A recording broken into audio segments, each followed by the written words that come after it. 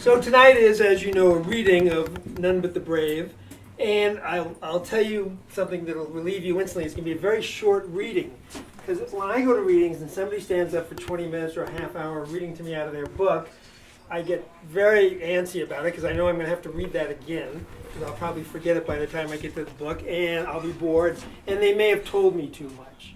So I'm going to read very little from the book tonight, and instead tell you a little bit more about the backstory, show you a brief slideshow, if I can make that work, and then have some questions and also some discussion, whatever you may want to offer about this book, about this time, almost anything that'll come up. There is going to be some filming of this, but don't let that deter you from asking questions. Nobody's going to be filmed asking questions. So you don't have to worry about this. So first we'll talk about the book and the story, how we got to it. And it was really a wonderful gift to me. The story is based on the diaries of a man who was my real hero from the time I was 16 years old. He had been in the war as a combat surgeon from the beginning, landed at Normandy on D-Day on Omaha Beach, and then made their way through France, through Paris, into Belgium, was there just at the time of the awful Malmedy massacre at the Bonnier Crossroads in Malmedy, went on into Germany and liberated the concentration camps. So he had the experience of the whole war with his field hospital. And afterward, when he got done, he decided the job wasn't over. This is a man who was in private practice, was a very busy surgeon, and like almost all of these men who weren't already in the army, volunteered. They left home one day, volunteered, and they said, we have to go to war to do this. At the end, he said the job wasn't over because he had many wounded people to take care of, people who needed further surgery, rehabilitation, and he signed up with the Veterans Administration, did not go back to his job, and for 10 years worked for the VA in West Haven, Connecticut. And then in 1955, he finally went back into practice, and he happened to be made chief of surgery at Maimonides Hospital in Brooklyn, where I lived. And his family moved to a house about 5 houses away from mine, and his son and I became very close friends. We were the same age, and we went to high school together, were freshman roommates in college, and then we went our separate ways in medical school, and when it came time to be in the Army, both of us were in. He was a year behind me. I, with great difficulty, convinced the Surgeon General that if he wasn't going to send Rick to Vietnam, he ought to send him to me. The Surgeon General thought that was an awful idea, and I was being really awful to ask, and I got chewed out a lot, but he got sent to me. And we spent the next year working together in his first year in the Army. So I have a long history with this family. Dr. Hurwitz, his name was Al Hurwitz, was really a prince of a man. And you'll see from what I show you, some of the things I show you tonight, and when you get into the story, a lot of him is in the book, even though he's not a character in the book. He really immediately became my idol and my hero and my mentor. From the time I was 16, he took me under his wing, he took me on rounds, he just brought me through the whole world of surgery, right until I was in practice myself, and he actually ended up practicing near where I practiced, so I got to see him some more. He became ill in the mid-90s, and died of cancer. And after he died, the family then discovered his diaries, which he kept from the beginning, from the time he got there. And his wife called me, and she sent them to me. And she also sent me a couple of the books you can see in the window that are paintings, oil paintings, that were done by artists who were sent by a drug company to Europe to paint the battle scene, unlike the photographers who were photographing it. I think it was Eli Lilly commissioned these artists to go there. They came out in the end with 2 books. One was called They Drew Fire, about the artists who are everywhere, and then one devoted to the medical teams called Men Without Guns. And they're worth seeing. I'll show you some of them tonight on the slideshow. So he was quite a man, and reading his diaries was very emotional for all of us. We We had them typed into something more readable than his handwriting. He had a real doctor's handwriting, and it was difficult at first, so we had them all typed up so we could read them. His family discovered, for example, that he won the Bronze Star for valor. Nobody knew that. He came home like so many people from World War II. A gentleman came in before and he said, I can't stay for your reading, but I want you to know this man was an Iraqi war veteran doing 4 tours in Iraq, and his father was a World War II veteran. And he said, my father came home and never spoke of the war. And it was the same story as Dr. Hurwitz. Put away his uniform and he went back to work. And they didn't speak of it much, which may have not always have been a good thing. But we discovered, as I said, that Dr. Hurwitz had won the Bronze Star for valor. And again, he too talked very little about it. So when I got these diaries, and I also was able to get from his wife his letters, from which I'll read one to you tonight, and also got these photographs, and then the entire history of the 3rd Auxiliary Surgical Unit, which was a group from Harvard that got together and all went over as a unit and worked together through the whole war. And they kept this. We're talking about 80 or 100 doctors of various kinds, mostly surgeons, and they kept meticulous, detailed accounts of what went on for every single one of these units for the entire war. So it was a wonderful source of information for the book. And I decided I really wanted to write it as fiction, as historic fiction, because I like writing historic fiction. For one thing, I don't have to justify everything I write. It's not going to be an index, and I don't have to have references. Nobody's going to say, well, this didn't happen, because if I say it happened, it happened. And I like historic fiction that way. I got into my first piece of historic fiction as much by accident as I did this one. I wrote a book called The Shadow of God about 12 years ago about the siege of Rhodes, Suleiman the Magnificent, and the Knights of Rhodes, Christian Knights of St. John. And I got into it because I heard a story when I was in Rhodes with my daughter about somebody they said was a traitor to the Christians, who was trying to get the Muslims to continue the attack, and that he was vilified and actually drawn and quartered for his trouble. But I thought to myself, the Crusades were a really bad idea. I think this guy's more of a hero than a villain. He saw something bad going on here, and this was now 200 years after the end of the Crusades, and they're still fighting. And so I started doing some research, which at that time was impossible. I wrote to the Grand Master of the Knights of then the Knights of Malta. 6 months later, I got another letter. I got more information, but little by little, I was able to get material. There was interlibrary loan. There was the internet, this wonderful thing that happened while I was here. And research became easy.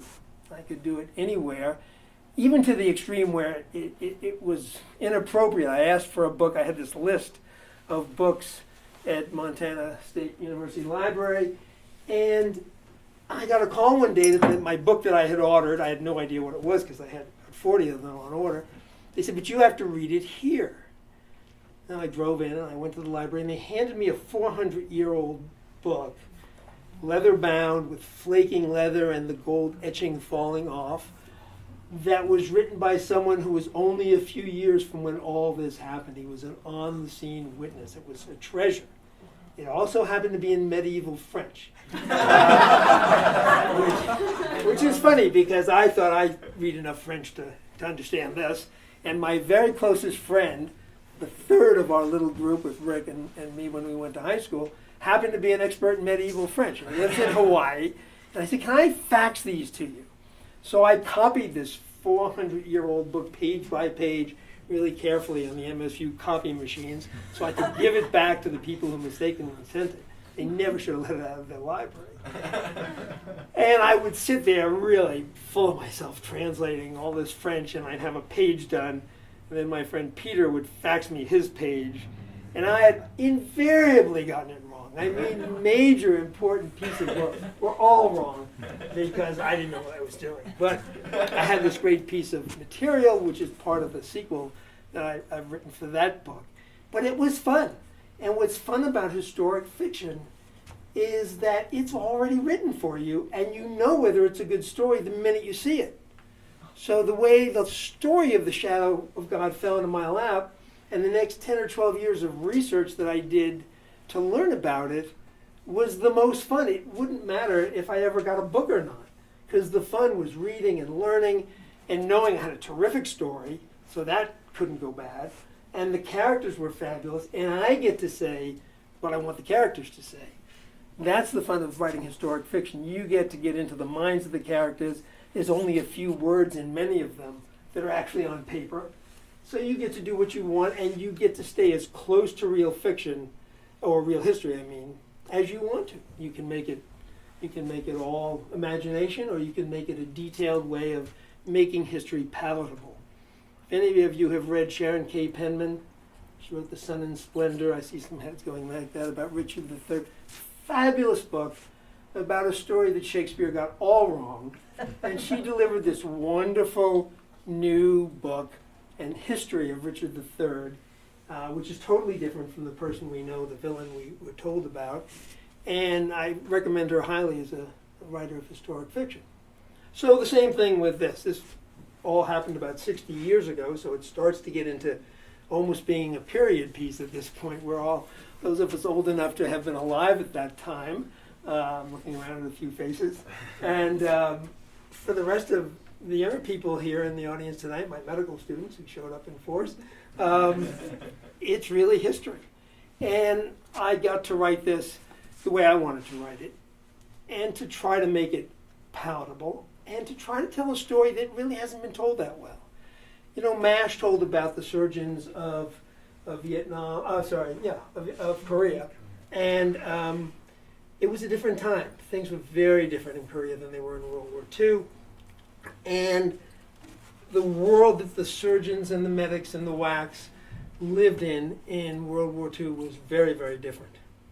And for example, one of the things that really saved lives from Korea on was the advent of the helicopters. Helicopters just came into use in World War II, but they were not used for evacuation in the most part.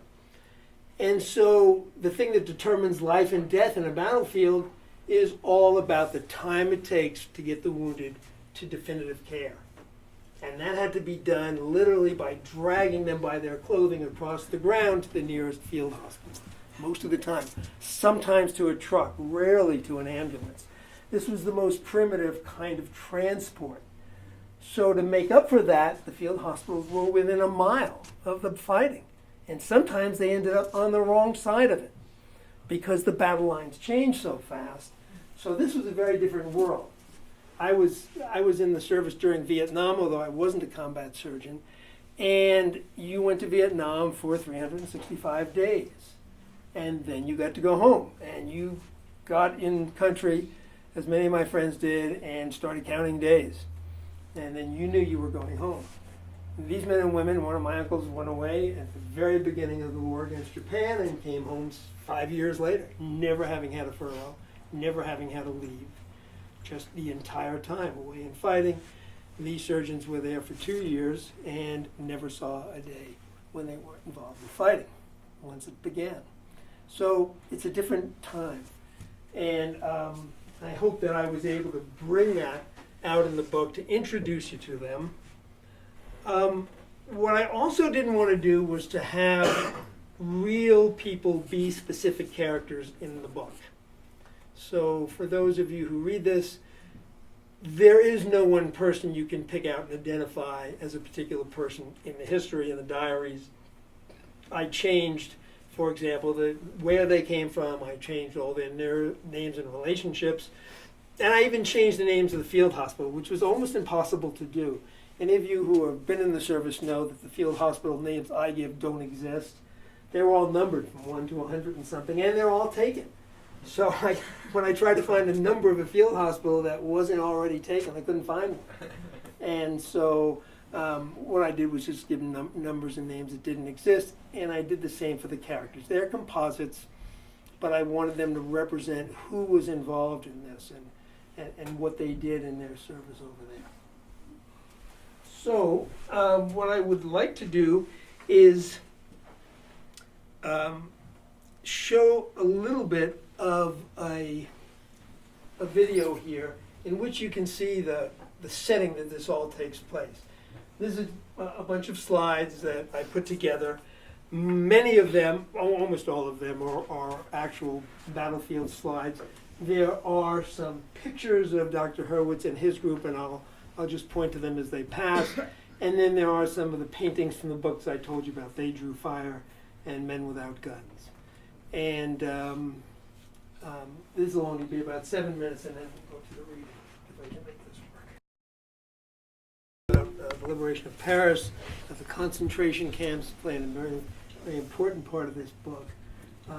And it was remarkable that, one man's diary followed this all the way through. Have any of you been to Normandy? Anybody been to those beaches? 2 summers ago, when we were doing this, Mary Beth and I ended up in Omaha Beach almost by accident. We were going to Normandy. We badly planned it. We didn't have a guide or a tour. And we ended up, the first place we drove to and saw was Omaha Beach. And it's a place that brings you to your knees. Mary Beth insisted that I go out in the water and walk back ashore the way they did, and I did. And it was cold and awful, and you just turn around and see what they must have been facing. There's nothing, at Omaha Beach, there's nothing left there, but you can't imagine what it was like to be that close and with no cover, and the life expectancy of a medic at that time on Omaha Beach at D-Day was 19 minutes. Because they needed to run to where somebody had been shot. So somebody was in the line of fire and they had to go there. And the slaughter was just awful. And we then found there's a memorial up on top, that picture of the rifle with the helmet is there. And that was the graveyard outside the memorial. And there's hardly a soul there that isn't sobbing. The French, the Americans, everybody else. It's one of the places in the world where even today the French remember. And you go to Normandy and they're still very, very grateful for what the Americans did at that time. So before I read, I will get to this, talking a lot more than I'm going to read, which is probably good. I want to talk to you about triage, because that's what this reading concerns. Do y'all know what triage is? Triage is basically a French word that means selecting or picking or choosing or sorting. And most of us, when we hear today, we call the doctor's office. There's a triage nurse who then sorts you out, decides who you're going to see and when. Are you sick? Do you need to be seen today? And it's a rather simple and efficient process. Combat triage is entirely different. And it's one of the most horrible things that happens to a physician or a surgeon. In combat, or let me come back a step, in civilian life, you almost never run out of supplies and personnel. So triage isn't a big issue. Even in the emergency room, if you get masses of people coming in very sick, you call in for more help. You call for more equipment. In the worst case scenario, happened to me when I was a resident, there was a nursing home fire. And we had so many people that were badly burned, critically ill, sick before they even got to us. But we were able to call the police and say, they need to go to another hospital. Don't bring any more here. And the next hospital steps up, and we call in all our help, people who are off duty. It's pretty civilized and efficient, even in the worst of times, in civilian life. What happens in wartime, and it's been happening since the days of Napoleon and probably before, is that you take your most experienced surgeon, the person with the most skill, the most wisdom, knowledge, and you take him out of the operating room. And I'm saying him because in those days they were all men. And you appoint him as triage officer, and he's got an awful job. What the triage officer is going to do is sort out the patients. But in this case, he's going to take the wounded GI who has the worst injury and is in the most danger of imminently dying, but is salvageable, can be saved if you act immediately, and that patient goes to the head of the line, goes to the first open table that they can get. And remember, you can't get any more help. You've got all your surgeons and all your equipment, and you're not going to get any more. There's another group that's pretty easy. They're wounded, They're going to need help, but they might not need it for days. They may have some shrapnel in their leg, broken bones, some minor burns, and they go to the end of the line. But there's another group who are going to die.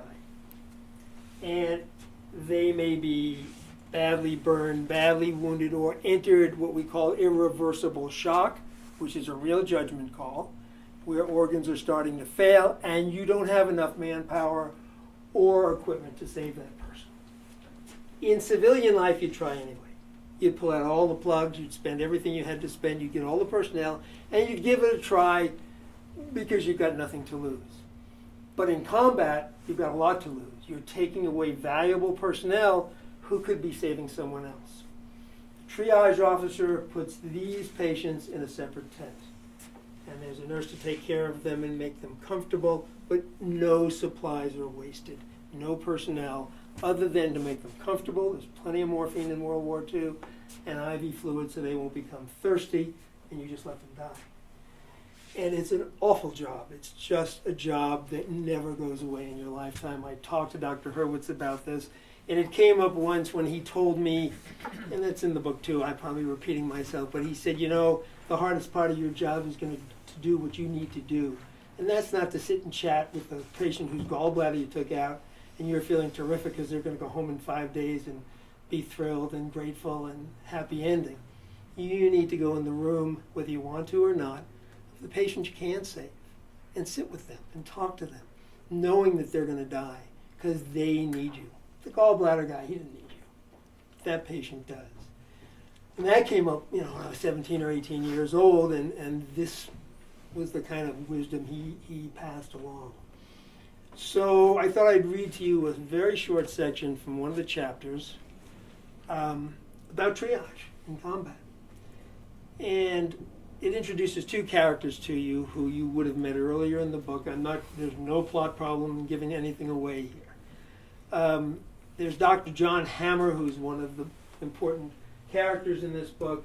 He's a combat surgeon. He's head of this unit, this field hospital unit, and he's the triage officer.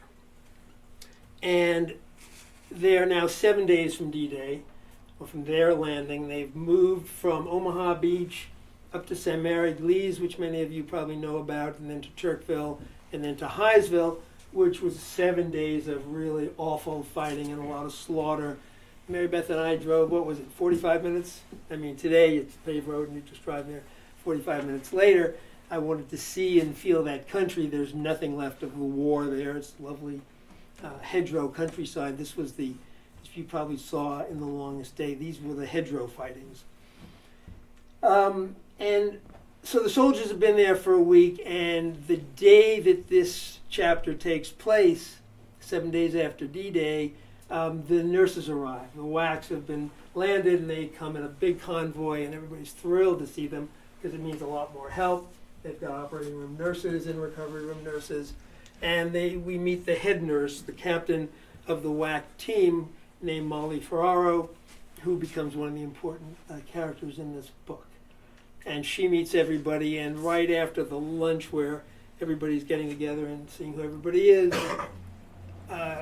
Dr. Hammer, who everybody calls Ham in the book, is his nickname, decides to go over to the triage tent and spend some time with the patients.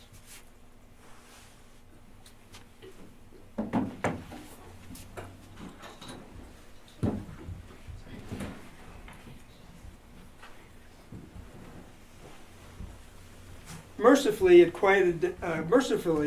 quieted down for a few days after the WACs arrived.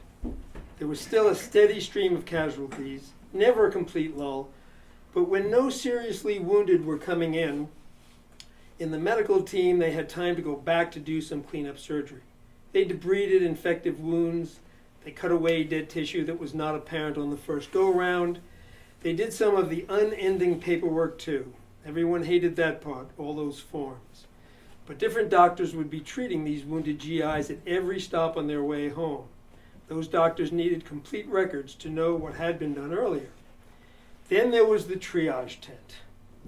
Whenever Ham had the time, and sometimes even when he didn't have the time, he made his way over to triage to talk to the dying, to give them something, anything.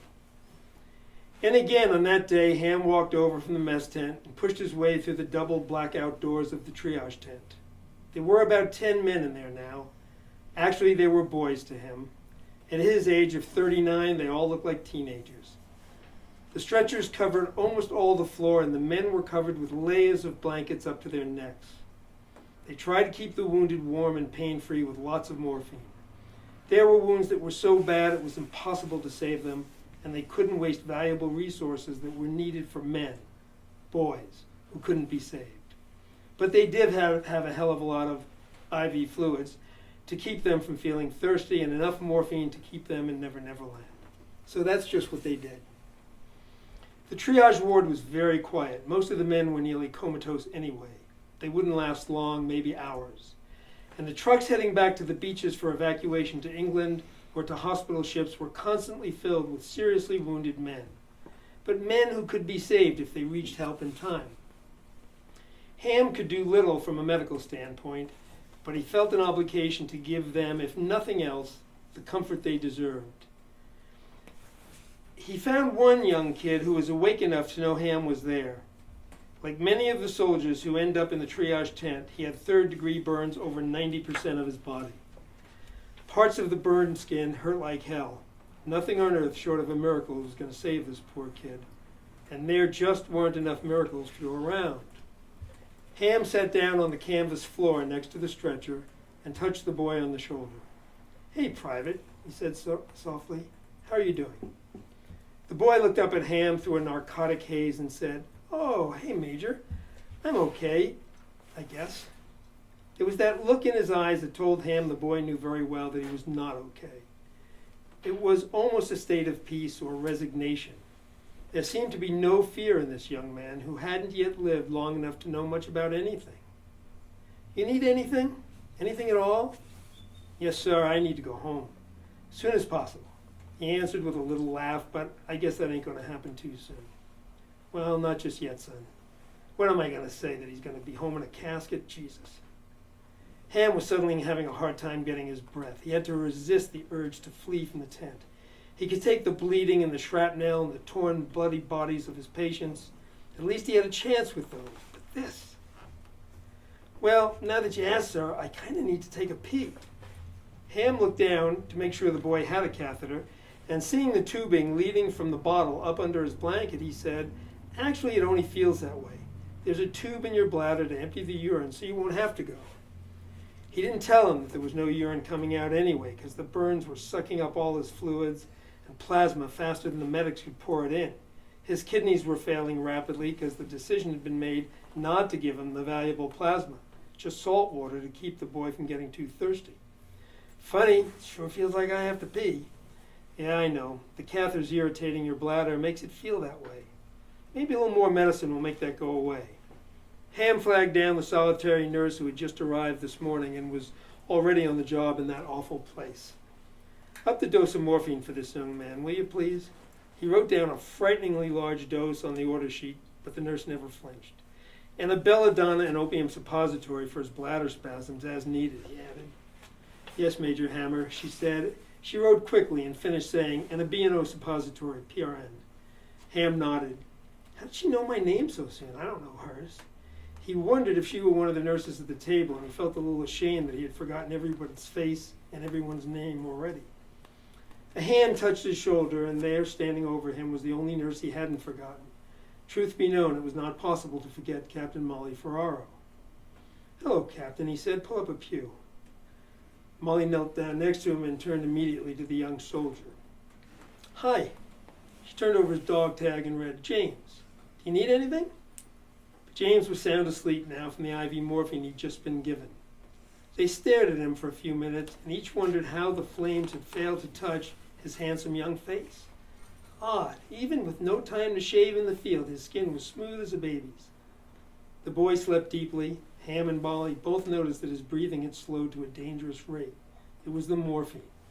And they knew, and that would be both his salvation and his end.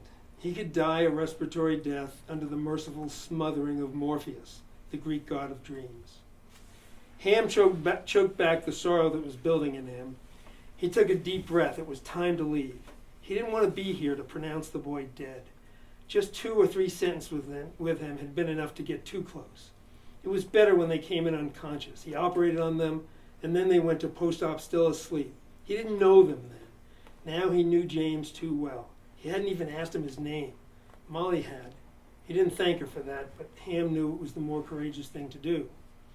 Molly could see the pain in Ham's face. She reached out and took his hand in hers. As she tightened her grip, Ham looked into her eyes and saw the tears forming there. His own eyes were tearing too, and then he pulled his hand away and he turned from her. Molly rose. "Want some coffee, Captain?" Ham said. "Sure, Major, but you can call me Molly. Everyone else has since we landed here, okay?"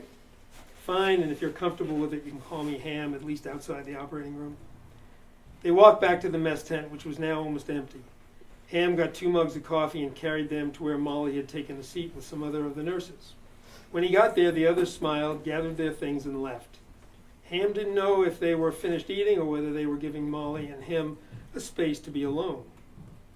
After their brief hand-holding, the other nurses left them alone and made him uncomfortable, probably because he found her so attractive and had a few more stray fantasies than a married man ought to have.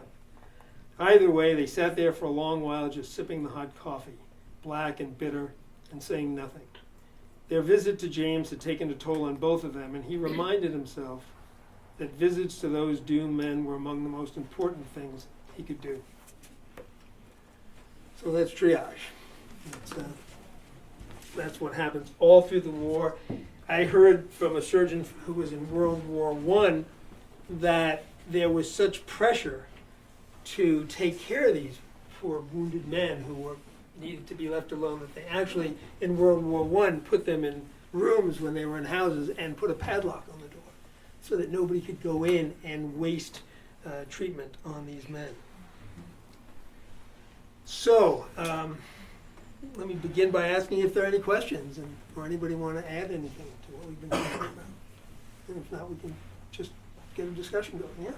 Were there any particular advances in medical practices or technique that came directly out of the combat experience during the war? Yeah, well, there was one in medicine, and I don't have the paper with me, but one of the things that Mrs. Hurwitz sent me was an extraordinary piece of paper that was 2 pages long, mimeograph, the old way of the mimeograph, and it was instructions telling the surgeons how to use this fabulous new drug called penicillin.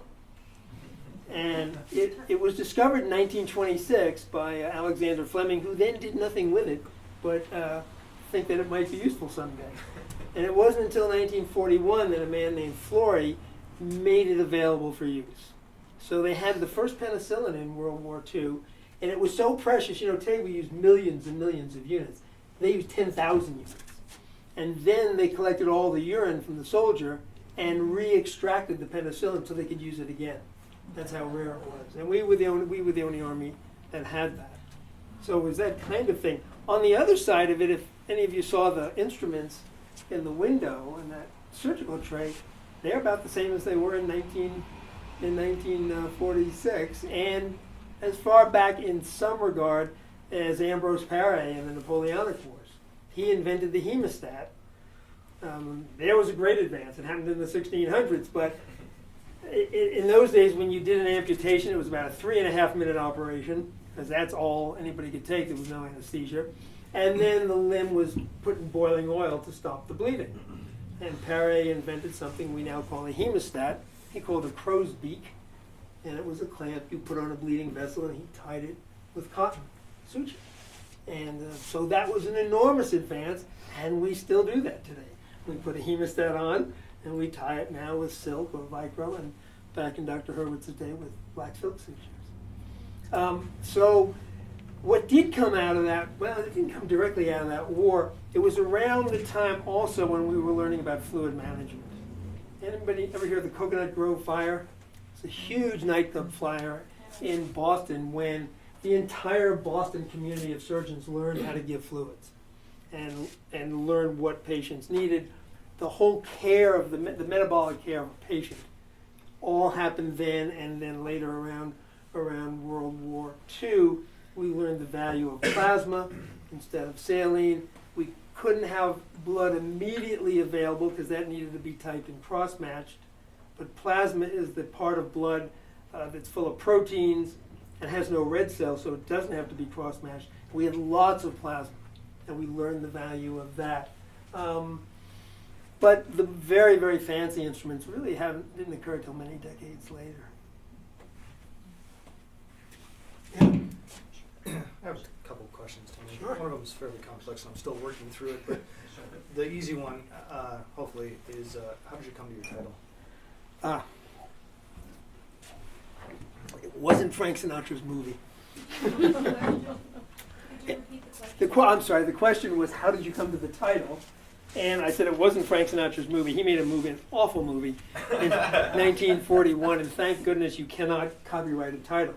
I could call this the King James Bible, and they would still have to take it, because that's not copyrightable. So it comes from Alexander Dryden, and I had heard this used in a poem, and Dryden wrote a poem called Alexander's Feast, the great Alexander the Great. None but the brave, none but the brave, none but the brave deserve the fair, meaning the fair woman. And it just reminded me, as soon as I heard it, it just made me think of these guys who went without guns to the front lines and just did their job. And I think they were as terrified as anybody else. And I've read and heard people say that the only difference between the brave man and the coward is that the brave man functions anyway, and the coward fails to function. They're both just as scared.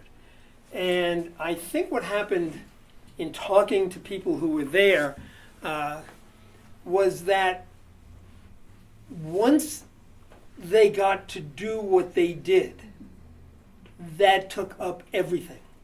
And then they went to work and did their job. The worst part was waiting to go over, was waiting to come under fire, to have no patience, to waiting to set up your field hospital and getting to do your job. And I know even in non-combat years, the best time for me was when those operating room doors closed, my phone was in my locker, my beeper was in my locker, and nobody could get to me. And I could just focus on what I had to do.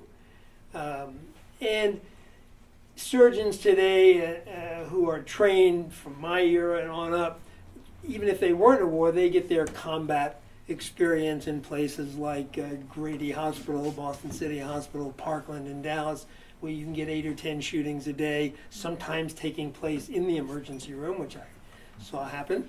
And so that your trauma experience comes very quickly. The other thing I just mentioned before I get to your next question is that there's a real drama around trauma surgery. And I'd like to dispel it. It comes from ER and all the TV and this craziness you see about handling trauma. Trauma is, in reality, very easy to handle. First thing you have to do is take a deep breath and step back and slow down so you don't make a mistake. You don't go running around crazy. Second thing is nothing ever changes in the treatment of trauma. The airway always comes first. If the patient can't breathe, there's no point in doing anything. So the airway is cleared first. Then you've got to make sure the heart is beating, or if not, resuscitate the heart. You've got to get IVs in to make sure fluid volume is going. There's a very precise order of what you do when you take care of trauma, and it never changes. In a really well-oiled operating room or trauma team today, you don't have to do it all, so the airway is being put in while the heart is being attended to, while the IVs are going in. People all know what they have to do. It's really very orderly. And I'm not saying it isn't necessary and it doesn't take skill. What it really takes is being calm. And another thing Dr. Hurwood said, he said, the worst thing you can do is rush too fast. He said, nothing happens in a matter of seconds. Just take a deep breath, step back, count to 3, and then do what you have to do. There's nothing worse than somebody who needs a chest tube because their lung has collapsed and everybody's so excited that it gets dropped on the floor. And then somebody's got to run out and get another chest tube, that kind of stuff. So you're always better off just slowing down the pace of things. Yeah. So I'm going to make a couple simplistic assumptions and then let you sort of determine where to go from there. But it seems the reason or the idea behind war is to kill as many people as possible on the other side, and the surgeon's job is to save as many people as possible. Those are my simplistic assumptions. Does your book engage the contradiction at all in the mind of the doctors, or did you just answer the question by saying there's no time to think about anything except for? I don't think the doctors ever get involved in the first part of that, killing as many people as you can. And the doctors, at least on our side, and I don't know about the other side because I never researched it, but our doctors took care of the GIs, the Germans, and the civilians. Whoever needed it came in and got taken care of. And I know there was discrimination whether it was a German patient waiting or not. And one of my uncles told me that when he was taking care of some people in the Pacific. But yes, you took care of your own guys first. But I don't think the doctors ever got involved in that side of it. They just I'm did thinking it. about more of a sort of a philosophical conundrum. Not that they were out shooting people themselves, but just the fact that they're engaged with one side of an idea, and their job really is concerned, whether in civilian life or in military, to save lives. Yes, and that goes back to the triage. Whose life are you going to save? And another group I didn't mention were the soldiers in really extreme circumstances. You actually picked the soldiers you could return to duty the fastest when you were short of men. And that happened in all our wars. You took care of the ones that you could patch up and send them back to the front. There's another misconception, and that is that it's really good to kill as many people as possible. It's really good to wound as many people as possible and not kill them if you want to be cold and tactical. A dead man's a dead man. He lies on the ground and they bury them or they don't bury them. The wounded man uses up enormous resources. Personnel, equipment, ambulances, gasoline to move them, and then all the other stuff that goes with it. Very expensive to take care of a wounded person.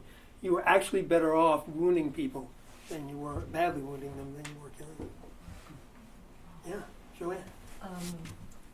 What kind of treatment would you give somebody that came out of one of the concentration camps? Well, that answer goes back to the question that you asked back there about new stuff. They learned a lot in the concentration. Joanne asked what treatments they give people who came out of concentration camps.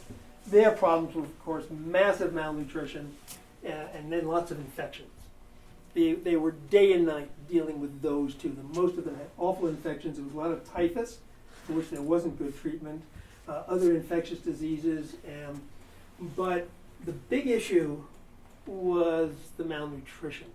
And one of the things they got wrong, and they learned, going back to your question of things we learned in the war, was that you can't correct that too fast.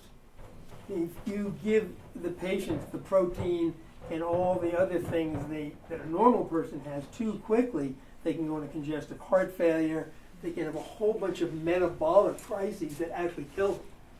And so I think they learned the hard way how to titrate that and get it right, to do it a little more slowly. After all, they had lived to this point.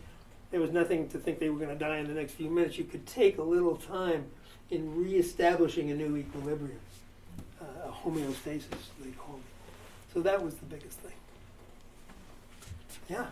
If you know, does this triage dilemma, as you describe it, exist today, for instance, in our wars in the Middle East? Not as much. And is it a transportation? It's transportation, and we have just flooded our armies with supplies. We never, I think it was, I can't speak to Korea. I was 12 years old during Korea, and I don't remember. But from Vietnam on anyway, and it might have been Korea, one of the decisions that was made is that nobody's going to die for lack of equipment. So we have massive blood drives, plasma, everything they wanted. I've never talked to combat. My partner was a combat veteran of Vietnam, and he said we never ran out of anything. I mean, anything. We were just flooded with that. So that was one big thing. It was about 20 minutes to get from almost any firefight in Vietnam to a major hospital, which was also well back out of the way now and not so much in danger of being overrun as World War II. So I think it's less of an issue because we have more equipment, more transportation, more supplies. And the only experience I've had with that kind of triage was when I first moved here. We had a drill, a disaster drill, and I wasn't practicing here, but I was just another physician in the community. And They had a disaster drill at the airport simulating a major plane crash. And the hospital ran it, and it was very realistic. I mean, and I was asked to be one of the triage officers, and there were 2 other surgeons. We were the 3 triage officers, and there you are. You had enough personnel to take 3 people out of the operating rooms. And we had the FedEx building was where we did the triage, and volunteer Bosmanians would come in with, moulage is this makeup they use for wounds. They came in with all kinds of wounds, and they came in with a script. There's a lot of preparation to do this. And they would wheel them into the FedEx room where we had them on the rollers, and then they would read the script, and we would examine them, and we would decide what to do, who was going to the burn center in Salt Lake City, and so on. I don't know if they've had one since. Either that or they haven't asked me how to do it. But it was shocking, again, to realize that, first of all, to see that this community got prepared to do that, how much is involved, enormously expensive just to run the drill. You can imagine what it's like to always be prepared for that. Because that's the problem, is lack of preparation is what's going to really up the mortality and morbidity of these things that can happen. And today, there's just more of them that can happen. Yeah. It's interesting because today they say there's so much lore about hospitals and how they don't work. And yet we have the finest equipment and we don't have a battlefield. Yeah. And yet you hear all kinds of lore. I mean, and it's like the person is sitting next to you has lore about when they're in the hospital. So I mean, there's a battlefield in which you can really understand, and then there's the hospital in peacetime, or in the community. I can only speak from my experience. I in my life have gotten wonderful medical care. Had very few complaints about the hospitals here or where I've been before. I've been in the socialized system when we lived in New Zealand, and I thought it worked beautifully. You had to wait a little longer. I've operated, I went to teach there, so I operated in their system and ours. And I think it's like probably in your business, people really didn't come to you telling you how wonderful the teaching was as much as the people were irritated and came to you to complain. And it's the same in our business, the more vocal people, the people are unhappy. I think our system runs very well. It's very expensive. It's got problems. People make mistakes. Any job that requires a human being is going to have bad ones. But I think by and large, I think it works very well. We're now putting in more and more checklists and safety guards for lots of reasons. It's not been my experience. And I hear the same complaints. Angry patients, angry families for this and that. My feeling is that we're just being more careful now. So we're being more introspective. I think care is continuously improved over Dr. Leonard's 40 years. a trained general surgeon and plastic surgeon. So. Yeah, but now we're looking at more things. Yeah. We're aware of problems that existed before, but now we're trying to correct them with hand washing and the sanitizers and all of that. So it's actually improving the care. It isn't getting worse. Yeah, I agree. And sometimes it's really quite incredible what we do now. I mean, if anybody had told me that I'd be taking out a gallbladder through 2 3-millimeter holes in about 20 minutes, the patient came in as an outpatient and went home that night complaining that they hadn't fed her. And we used to be in the hospital 7 days and then off work for 6 weeks. Yeah. Was there much of a need or a presence of non-surgical MDs as part of this World War II era medical team? There were the anesthesiologists and there were psychiatrists and there were lots of the specialties, but trauma's trauma, and the surgeons have always handled trauma. And today it's become a specialty in its own, trauma surgery and trauma centers. But where there are not those, it's still the general surgeon who picks up that task and is well trained for it. When in my residency, my first 2 years of surgery, I had 4 months of general surgery out of 24 months. I had 4 months of neurosurgery, 4 months of cardiac surgery, 4 months of plastic surgery, and so on. Because when you become a board certified member of your community of surgeons, you are examined by the American Board of Surgery, not the American Board of General Surgery. And the reason is, barring the big trauma center, when a patient comes in with multiple problems, 5,000 pounds of car hits them or whatever it is, multiple injuries, no matter if there's no general surgical problem at all, the general surgeon takes over the case. And then he says, okay, orthopedics, you go home for a few days, come back in 2 days, neurosurgeon, you're next, put in a chest tube. He decides, or she now decides, what the order, a different kind of triage, is going to be to take care of that patient. So they've got to be educated in what it takes to open up somebody's head and what the risks are and the routine. The bones, we took 4 months of orthopedic surgery and so on. So you can be the person, and the general surgeon may have nothing to offer the patient, but he still stays on that case until the patient is discharged from everybody else's care. Yeah. We're made, I think, very aware in our recent wars of the psychological effect on soldiers' return. You mentioned that your mentor had served as in the veterans. Any comments on were those type of injuries existing at that time, or is it just something that's not well documented, not well reported? Well, it existed. We called it shell shock. PTSD is a new term. It was called shell shock. You remember what Patton did about shell shock? He slapped an officer and got in a lot of trouble for it. I think today PTSD has just become not a blemish as it was. In World War II, if you were shell shocked, you were a coward. And they weren't very forgiving. If I'm going out in that battle, you're going out. And I think we've recognized that this is a real thing. It's a real illness, and these people are suffering from it for the rest of their lives and need to be treated. We're doing better. I don't think we're doing good enough. Very interesting study that got done by a psychiatrist at Harvard back probably in the 40s and 50s. And he said, we're studying all the wrong people. He said, taking a person like you and sending them to a place where people are trying to kill them 24 hours a day and asking them to kill other people, it would be totally normal to go to pieces and become crazy. He said, that's the normal thing. He said, we should be studying not what made them go crazy, because that's what they ought to do. He said, we should be studying the people who stood up to this. Like these guys who are operating with bullets coming through their tents, like people being put in gliders to crash land behind enemy lines, to all this stuff. He said there's something going on with them that's not normal, but it's very important to find out what it is, to nurture it, to see how we can make it work.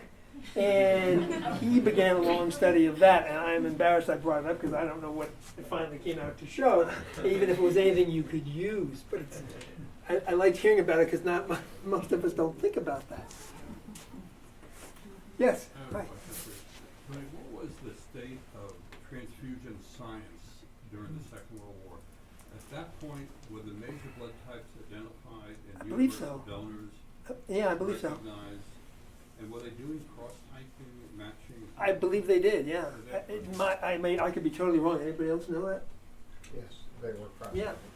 Yeah, I think they were all, and that's why they stuck to plasma until they got them into the field hospital. And did you see all of the picture in there of all the blood canisters there, ETO? Yeah. Just see if I haven't missed anything. Direct here. transfusions were done too. I'm sorry? Direct transfusions. Yeah. From a living person to a patient. Yeah, that was a very risky thing to do because there were a lot of clotting problems with that. So I want to mention this cover that you've seen, which is actually backwards because I had to turn this around because this would have ended up on this page. This is one of the paintings from Men Without Guns. It's called Normandy Sabbath. It's by Lawrence Beals Smith. He was one of the men who went over to paint. And I looked in that book and saw it available. I loved the cover. It just really, I said, this has got to be the cover of this book. And I located it in a military medical museum in Washington, D.C., and I got permission to use it, and they were very kind. They gave me a very high resolution copy of it, which I flipped around so it would fit the cover. And then I found a letter to me from Mrs. Hurwitz just after Al had died. And I hadn't noticed it before, but she said, oh, by the way, look in this book for Normandy Sabbath, because it's a wonderful cover. We'd already picked it for the book. And she said, Al knew Lawrence Beal Smith over in combat. And when they both came home, he became a visitor at our home in Maine. And it was, again, another one of these wonderful things that happens to you quite unexpectedly when you're reading this stuff. Anybody else? Yeah. And I'd just like to commend you for the character development and the detail in the book.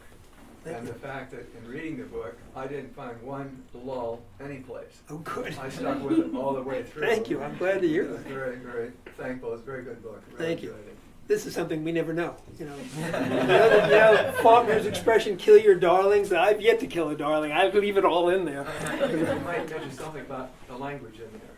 Yeah, in fact, Mary Beth made me read a different piece tonight because I had one that had more really bad words than I'd be allowed to say anyway. There's a lot of bad language. There's some pretty explicit sex, so I don't know whether that gets more readers or fewer, but not a bedtime story for your grandchildren. Certainly not mine. Thank you for listening to me. I want to read you one last thing. And this is at the very end of the book, the last page, but it doesn't give away anything because it's not part of the story. But it's about who Al Hurwitz was. And this was in a letter I found after I'd finished the book, and I went back through all the papers, and I wanted to FedEx everything back to the family so we wouldn't lose any of it. And I found this letter that he wrote home in June of '44, just a couple of weeks after they landed in Normandy. And this is the man. The soldiers have been wonderful, never a whimper, always yes sir, even with their last breath. It is the amazing courage of these boys that spurs us on. We can't sell them short. They must always be our prime consideration. This has made me a wiser man. It has imbued me with the realization that petty things won't disturb me in the future, that there is an indescribable beauty in just living. Thank you for your prayers. Somebody did take care of me. But I am afraid that many more deserving men have been sacrificed in the Holocaust. Holocaust with a small h. It was before the word was coined because they didn't know about it. Well, thank you all for coming. I just love having you here.